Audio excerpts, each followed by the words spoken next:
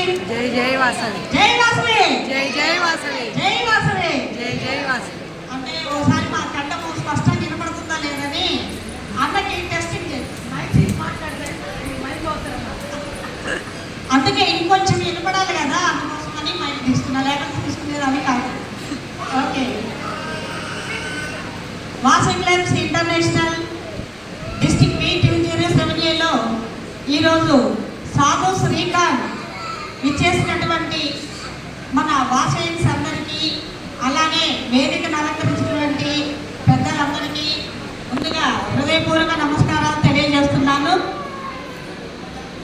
మనకు ఈనాడు వాసవి క్లబ్స్ ఏర్పడి ఇంచుమించుగా 20 years కాబోతుంది. ఆ సందర్భంగా ఇన్నేళ్ళు కూడా కష్టపడి ఈ యొక్క సంస్థను ముందుకు తీసుకురావడంలో నా బాధ్యత ఒకటే.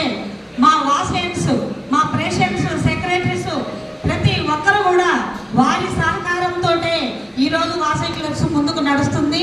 అలానే వాసవి మెంబర్షిప్ తీసుకున్న మన వాసవిన్స్ అందరూ కూడా ఈ సంస్థ నిలబెట్టడంలో మన పొదిలి వాసవిన్స్ అందరూ ఒకటే పాటలో ఒకటే మాట మీద కట్టుబాటుతోటి ఒక మాటతో నిలబడినందుకు వాసవిన్స్ అందరికీ మరి ఒకసారి హృదయపూర్వక నమస్కారాలు తెలియజేస్తున్నాను. ఎంతో చక్కగా ఏ కార్యక్రమం నిర్వహించినా కానీ కలిసికట్టుగా చేయడమే మా యొక్క పొదిలి వాసవి క్లబ్స్ యొక్క లక్ష్యం. అది మేము ముందు నుంచి తీసుకొచ్చినటువంటి లక్ష్యంతో ఈరోజు అదే పాటలో మన వాసవిన్స్ అందరూ నడుస్తున్నందుకు నాకు చాలా గర్వకారణం ఉంది.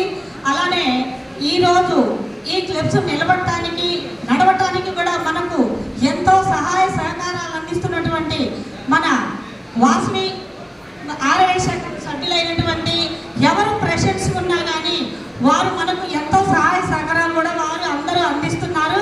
వారికి కూడా హృదయపూర్వక ధన్యవాదాలు తెలియజేస్తున్నాను. అలానే ఎన్నో సేవా కార్యక్రమాలు నిర్వహిస్తున్నాము. మనకు రోసయ్య గారి తర్వాత మన ఆర్యవైశ్యులలో ఇప్పుడున్నటువంటి ముఖ్య నాయకుడు టీజీ వెంకటేష్ గారు రీసెంట్గా వ్యాప్ ఆధ్వర్యంలో, వ్యాప్ అంటే వరల్డ్ ఆర్యవైశ్య మహాసభ ఆధ్వర్యంలో మొన్ననే దుబాయ్లో మీటింగ్ జరిగింది. ఆ సందర్భంగా లైవ్ ఇచ్చారు, వినడం చేశారు. ప్రతి ఒక్కరు కూడా మన ఆర్యవైశ్యులు ఏదైనా సరే రాజకీయంగా ఎదగాలి.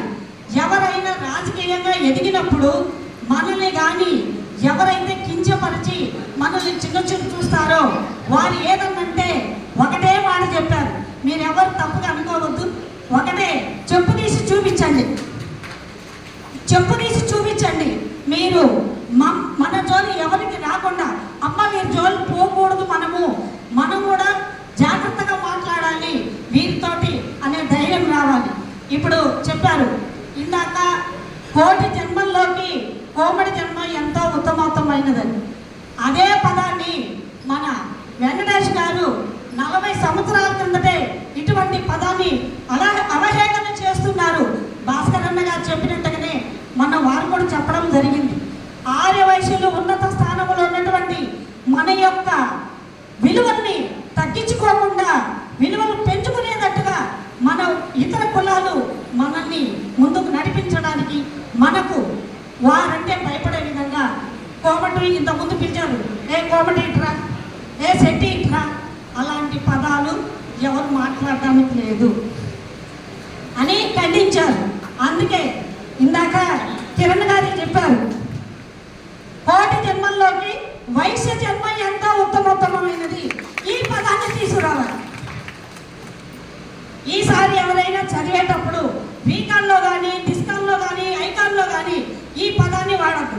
ఈ మధ్య మహిళలు కూడా చూస్తున్నాం న్యూస్లో, అఫ్కోర్స్ మేము కోమట్లం అనేసి అదొక ఇదిగా చెప్తున్నారు. అలాంటి ఎవరైనా చూస్తే డిలీట్ చేసేసేయండి. ఎవరు పెట్టారో వాళ్ళకి ఫోన్లు చేసి చెప్పండి. అంటే మనల్ని మనము కించపరుచుకుంటున్నాం ఇతరుల ముందు. ఆ విధంగా వాళ్ళు అవకాశాలు మనం ఇస్తున్నాం. ఇవ్వకుండా ఎవరైతే అలాంటి రీల్స్ పెట్టకూడదు అనేసి వాళ్ళకు కూడా మనం తెలియజేయాలి. అదేవిధంగా ఇంకా ముందు ముందు ఎన్నో కార్యక్రమాలు చేయాలని ప్రావీణ్యత ఎంతో తెలియజేశారు ఈ రీకాల్లో. ప్రవీణ్ గారికి హృదయపూర్వక తెలియజేస్తున్నాను. అలానే మన చీఫ్ గెస్ట్ అయినటువంటి నాగభూషణం గారు ఇంత ముందుగానే వారు చాలా సున్నితమైన మనసు. ఇలా గట్టిగా మాట్లాడాలనుకో ఏమంటారు, అంత గట్టిగా ఉంది నాకు చూలో చెప్పమంటారు. వారు చాలా సున్నితంగా మాట్లాడతారు, ఎక్కువగా మాట్లాడరు. వారు కూడా పొదిలికి రావడము ఇది ఇంతకుముందు వచ్చారు. వారు పొదిలికి ఇంతకుముందు కూడా 2 times వచ్చారు. వారికి ఎంతో మన పొదిలి రావడము, వారు మనకు రావడము చాలా గర్వకారణంగా ఉంది. తెనాలి వారు చాలా తెలియగలవారు.